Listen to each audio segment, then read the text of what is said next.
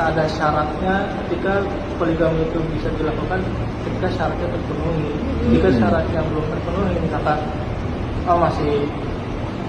misalkan contohnya si istri ini masih bisa melahirkan, masih bisa memiliki anak, atau kalau misalkan si bapaknya, suaminya ini pengen punya anak tapi sebenarnya nggak bisa punya anak gitu kan, ya tapi tetap ketika suaminya ini ingin menikah lagi ke istri yang kedua, itu harus tetap ada izin dari istri yang pertama. Jadi ada syarat-syarat yang harus dipenuhi. Iya.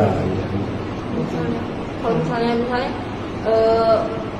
kalau misalnya kan itu kan poligami itu kan kayak ibadah ya. Kalau misalnya ibadahnya menyakiti orang lain kan, jadi gimana nih? Ibadah menyakiti orang lain kan. Istri satunya nggak ikhlas, mesti kita tetap gaspol kan mungkin. Jadi analoginya gini Bu.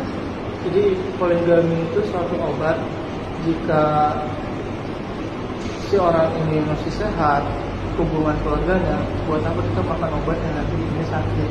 Ya, pintu darurat di pesawat itu tadi. Sama halnya pintu darurat. Saya cuma pengen tahu aja karena sekarang itu apakah cocok relevansinya di masa sekarang itu. Kalau untuk yang dijelaskan oleh Mbak tadi sama Ustaz tadi, saya setuju itu kan karena kondisi dulu. Ya. Karena salah satu bentuk laki-laki melindungi perempuan yang sudah tidak punya suami ini kan salah satu caranya. Tapi kan sekarang udah jadi menyimpang gitu loh. Jadi akhirnya kembali kepada perempuan yang dirugikan gitu. Ini bukan saya mendesak ya Pak Ustadz, ya bukan saya seperti mendiskreditkan laki-laki, tidak. Saya hanya sharing saja. Zaman sekarang mungkin banyakan yang poligami kan terbuka agama ya. Mungkin salah satu tujuannya mungkin berdakwah aja kali gue. Salah satunya bisa jadi. Yang saya lihat ya misalnya kayak bukan siapa gitu, anak istrinya 2-3, tapi di beda kota gitu. Mungkin salah satu wujud dia dakwah mungkin ya, bisa jadi.